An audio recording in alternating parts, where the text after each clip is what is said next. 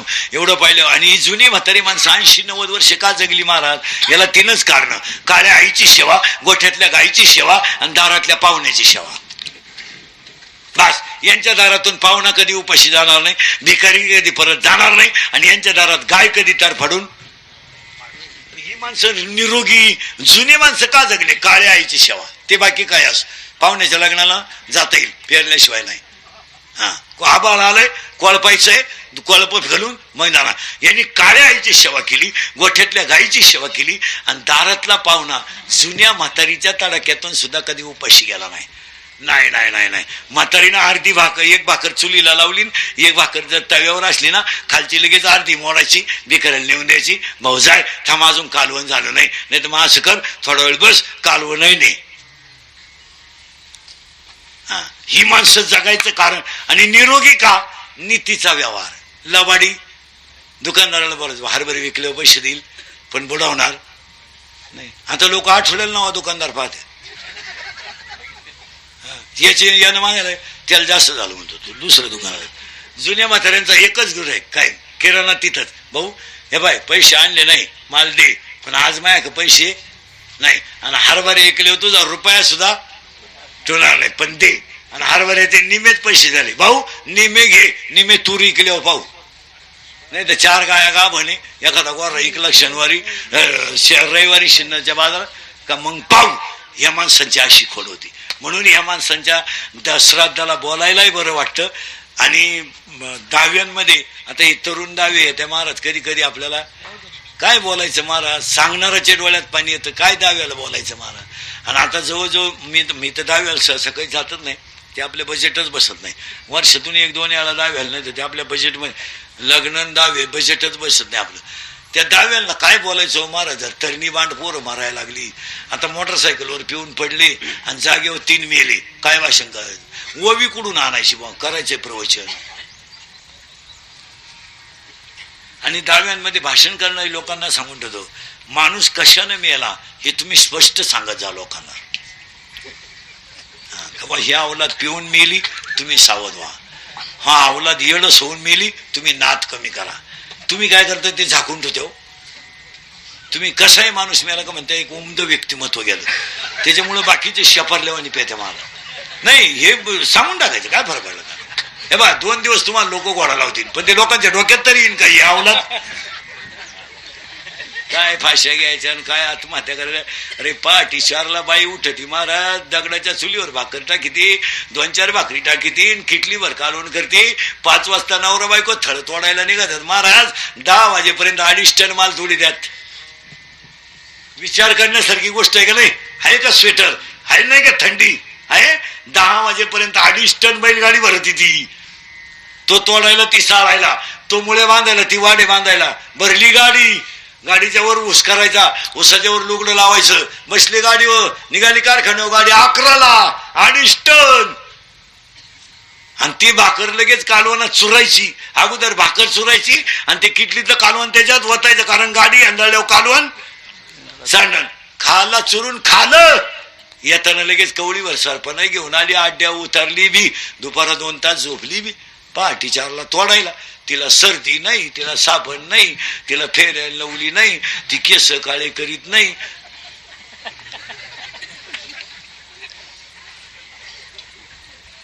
बाटलीतलं पाणी पित नाही, जिथं बाहेर तिथंच पाणी, जिथं थळात बैल पितील तिथंच पाणी.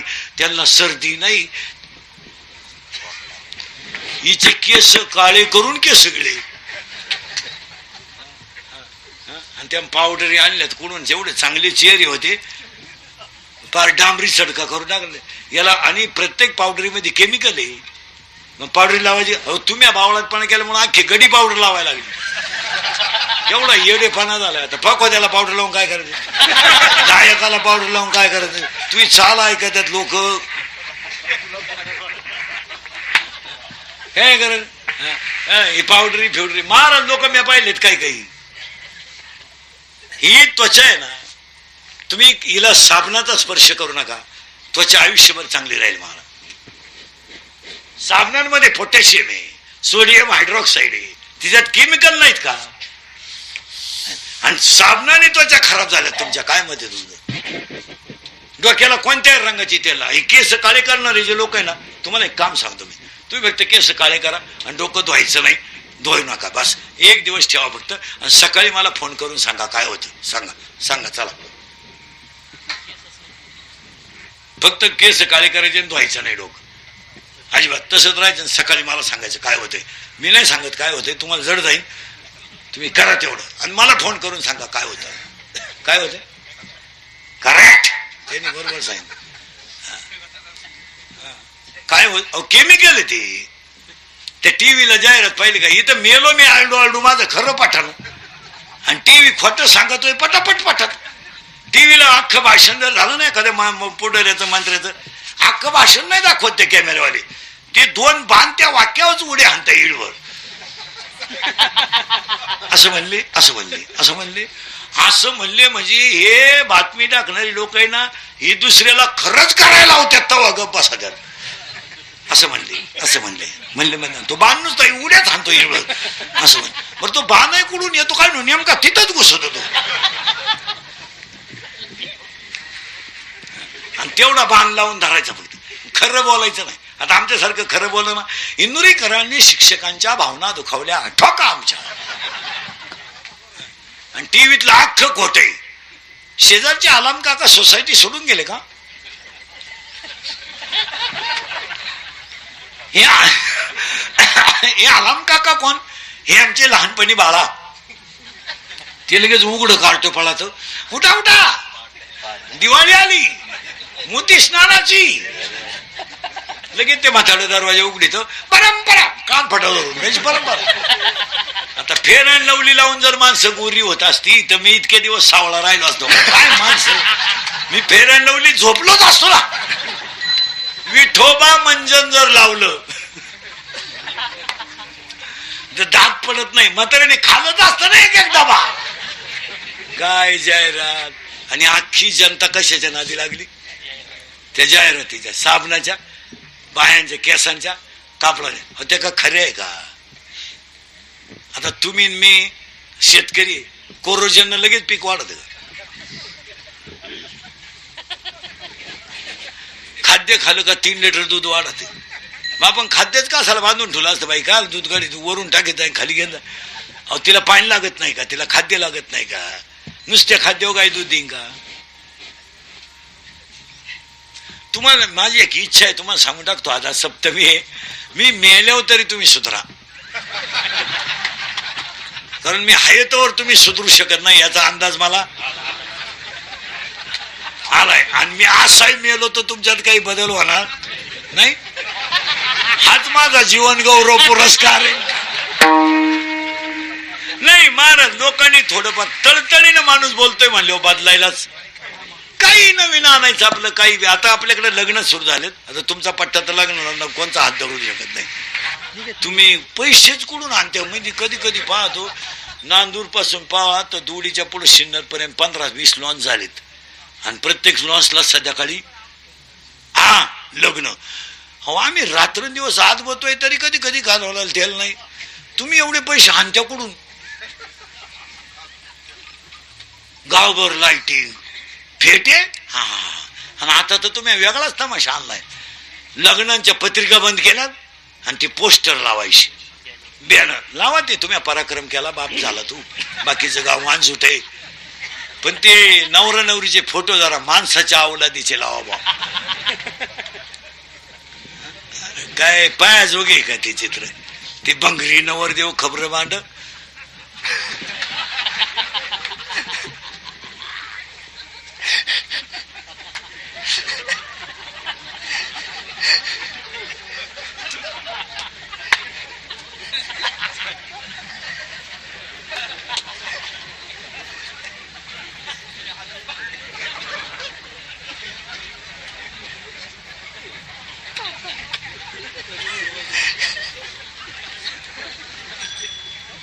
मग ती नवरी जख मारायची, तिकडे राम उभी करायची ना, त्याच्या पुढे आणून उभी केली.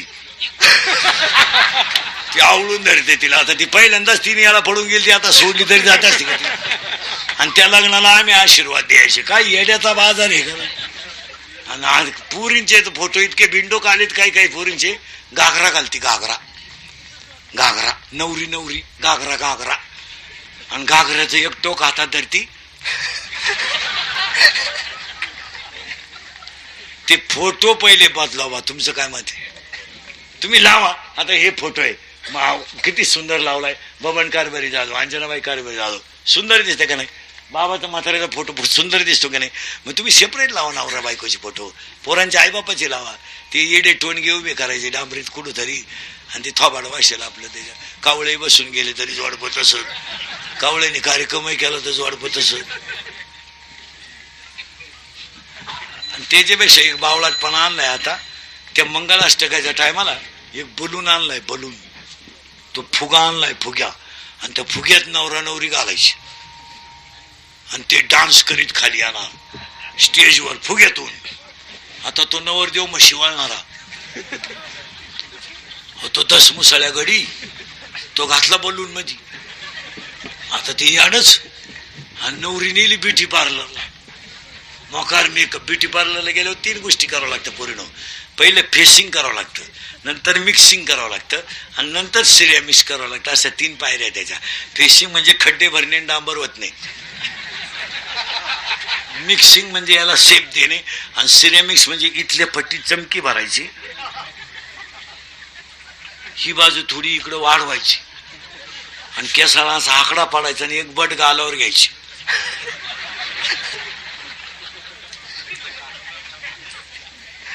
आणि ती नवरी घातली बलून मध्ये. त्यांचा झाला डान्स सुरू. कुठं? आता ती नवरी नवरदेवाला खिटली. खिटली म्हणजे स्मॉल टच झाला. आपण स्मूथ टच म्हणू बा, स्मूथ. आणि त्याला इतका चांगला टच कधी होईल ना. टच व्हायचा त्याला, पण जर्सी गोऱ्याचा, म्हशीच्या रेडक्याचा. ते टच झाल्यामुळं ते नवरदेव भांबावलं. जे फुगा फुटला, 9 बारगाड्या गेल्या नवरदेवाच्या. काय माणसं कुडून काय आणत्यात. मला खुणवायचं का नाही? वाजले किती? तुम्ही बसायचं कवर ठरवलं?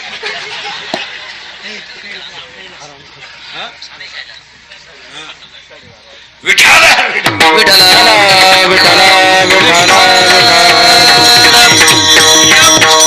या गोष्टींचा लोकांनी थोडा विचार करायलाच पाहिजे. आता आपल्याकडे मेलेल्या माणसाची राख आहे ना, ही सुद्धा नदीत नाही टाकली पाहिजे, शेतात टाकून द्या. मी तर ह्या विचाराचा माणूस. आता आपल्या सगळ्या वस्त्या आहेत, धुळीला, नांदूरला, कुशल प्रेत शेतात जाळावं. काय नाव ठेवत नाही लोक. नाहीतरी आपल्या बापानं आयुष्यभर काळ्या आईची एक तर खांदेकरी व्हायला भावबंद राहिले नाही, कुणी कपडे काढीत नाही. लय तमाशा आहे महाराज. एक बटन काढतो बायको पाहतो तू काढ. बरं बायका अशा चित्र आहे महाराज, बोलती नाही पण डोळ्यानं कानानं सगळं काम करून दाखवतो. त्यानं बघ एक बटन पाहिलं ना असं केलं, तू का खान. हो महाराज, खांदेकरी धरायला राहिले नाही, सुतक धरायला कोणी राहिलं नाही. भाऊबंद लय नालायक झाले महाराज. आणि म्हातारा मिळाला का भाऊबंद पहिल्या दिवशी फक्त एक भाकर घेऊन येतात, कडू घास काढायचं म्हणले, आणि 10 दिवस आपलंच खात्यात. म्हातारा नसतं मिळालं तर बरं झालं. एक भाकर घेऊन येतात आणि 10 दिवस जेवायला आपल्याच घरी देत. सगळं उरकलं का? आवरलं नाही? आवरलं? वाढा 2-2 घास, थोडा भात घाला. तू उद्या तर बॉम्बलाची मिरची करायला सांगशील, तू आलाच का नाही. हे टाळलं पाहिजे मला. महिला म्हणतात तुमची सासू बिसू मेली ना, तिला बाया लुगडे घेऊन येतात बरेच, पाहू बिऊ. ते लुगडे अख्खे म्हातारी बरोबर द्यायचं नाही, एक लुगडं द्यायचं. अख्खे लुगडे प्लास्टिकच्या पिशवीत घालायचे, गरीबाच्या बाईला देऊन टाकायचे, बिचारीचं वर्ष निघत. 2 साड्या जर दिल्या गरीबाच्या बाईला तर तिला होणारा आनंदच तुम्हाला पांढरंग भेटेल.